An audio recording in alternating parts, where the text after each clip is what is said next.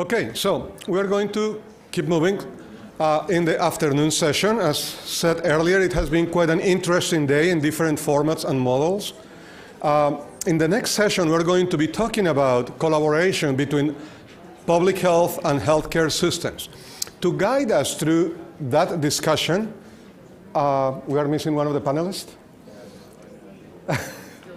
He will come. She will come. She will come.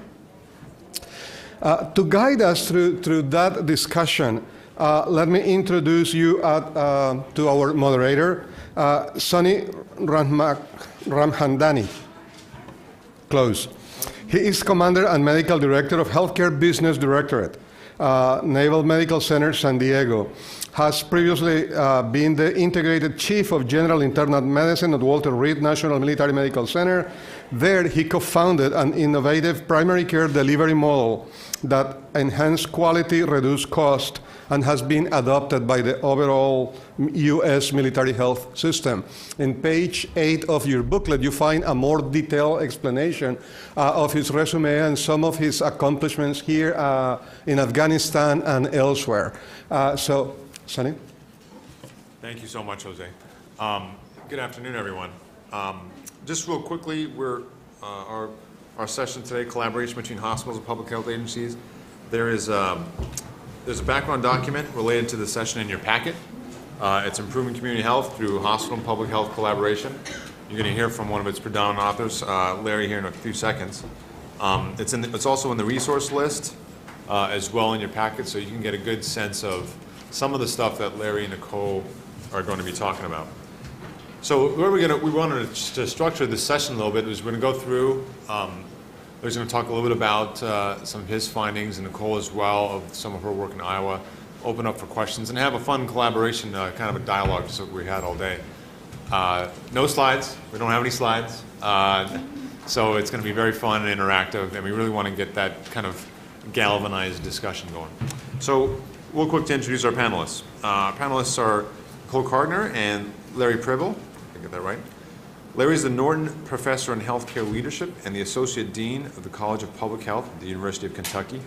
He's a Life Fellow in the American College of Healthcare Executives and the PI on the third in a series of national studies regarding governance structures, processes, and culture in nonprofit healthcare organizations.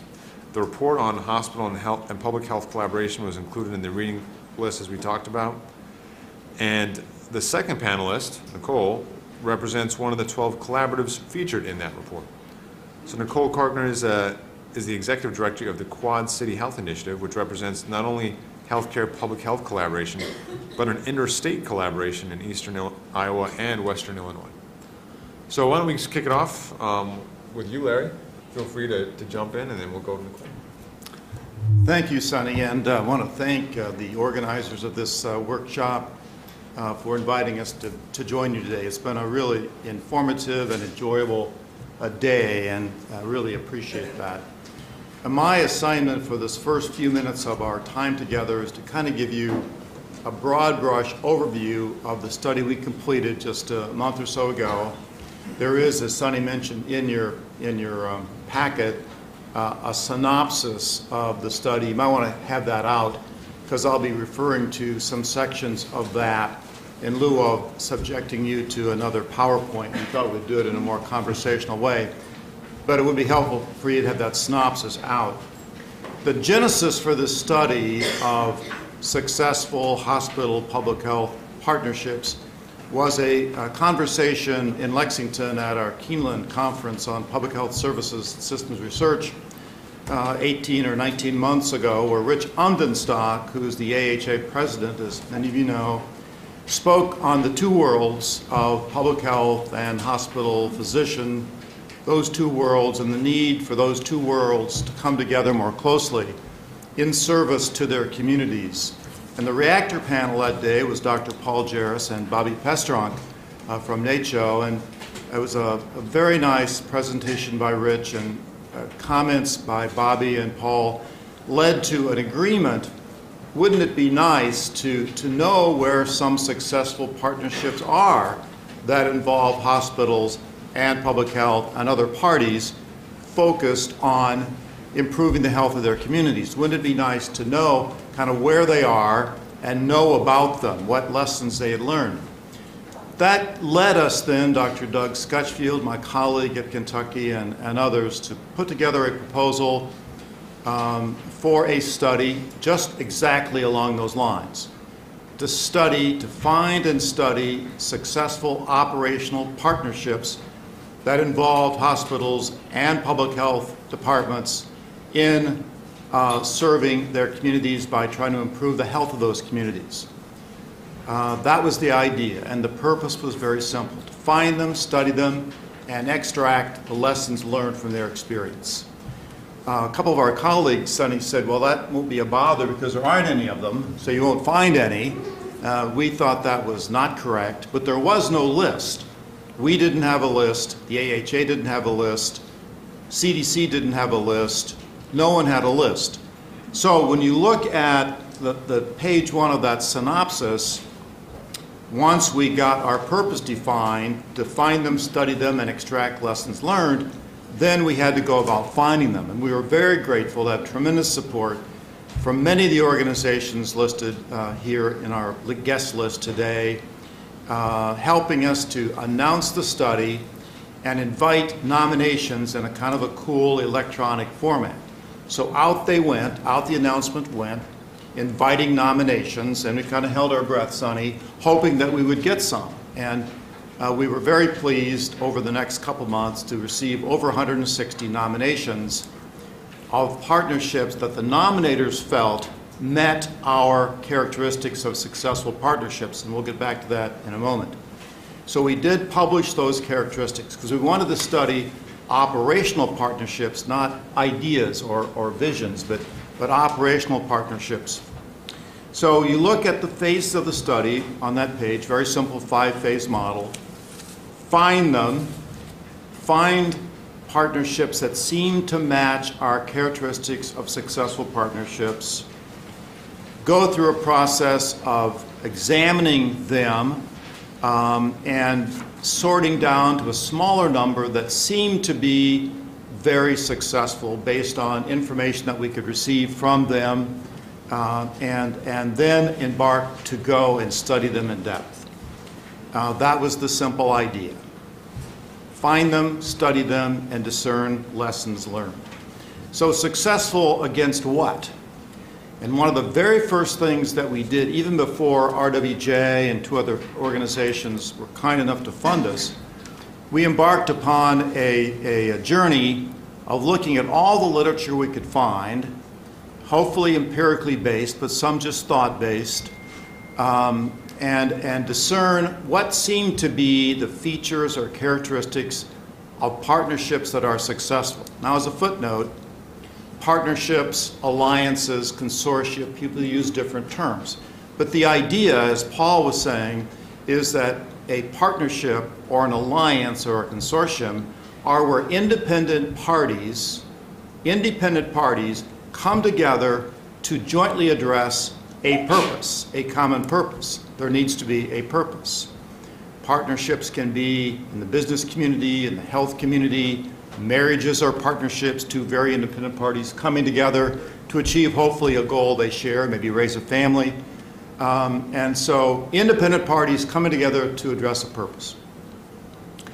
And after looking at everything we could find, and we did that independently, we had several of our teams looking at all that literature independently, including the very fine Wilder research compilation work. Glad the 3rd edition's coming out, very helpful. Then we came together with our independent ideas, and we pooled, shared, discussed, debated, and agreed upon the characteristics that are listed under D in your little synopsis. Now, in the report itself, along with those 8 characteristics are indicators of those characteristics. And we reached agreement upon those. So when we invited nominations, we published these characteristics and indicators, Sonny, and we said, please look at these characteristics, and if you think your partnership or the one down the road or one you know about in the next county meet those characteristics pretty well, submit your nomination. We asked for a lot of information. So when we received those nominations, we finally cut off nominations early in December of last fall. Then we embarked upon a 4-step process of trying to sort them down. We got through 2 steps, again, independently reviewing the nominations, coming together, cussing and discussing and agreeing. We got down to 63, and then we said it would be nice to know more about them. We'd like to know more about what metrics they're using to determine if they are, what they are doing, what they are trying to do in their communities, and what is their impact. So we sent out a follow-up electronic request to those 63, and we really held our breath, folks, because we could have had people say, we've already done this, we submitted our nomination, we're tired. We held our breath, but in fact, 55 of the 63 responded with the additional information. We were overwhelmed by that. We were looking for metrics and impact. I'll get back to metrics and impact, but that's then what we used to get to our next 2 cuts and finally arriving at 17 partnerships that we thought looked awfully good based on everything we had received and could learn about them. And from that, then we picked 12, sort of on diversity. The 157 nominations were from 44 states. The 12 we finally chose to study in depth were from 11 states, north, south, east, west, with very different missions. We'll get back to that later this afternoon. Some very broad scope missions and some very focused missions. But they all seem to pretty substantially meet many of those characteristics and indicators of successful partnerships. So then, though, we went out, pardon me, to visit them on-site, 2-day visits. As Nicole remembers, very full days. And I just want to say that the cooperation and the candor and the interest and the courtesies displayed to us by Nicole and her colleagues and everyone else, every other partnership in our study population was very gratifying to our team. So we did one-on-one interviews, in-depth, confidential. We had small group sessions with cross-sections of persons who were involved in the partnerships. All of the documents were open to us. We looked at records, we looked at documents, and after all of that, we felt we knew quite a lot about these partnerships, and we were very impressed by them. Came back, analyzed the data, cleaned it up, verified it where we had questions, and then wrote up the report that's now published. So a very simple study in concept. Find successful partnerships, at least what appear to be successful partnerships, study them, and extract the lessons learned. I would draw your attention to, again, to those characteristics of successful partnerships because they'll be a party to much of our conversation this afternoon. And I think those are congruent with the work that Paul has done and others have spoken about today. The importance of culture, for example, the importance of trust.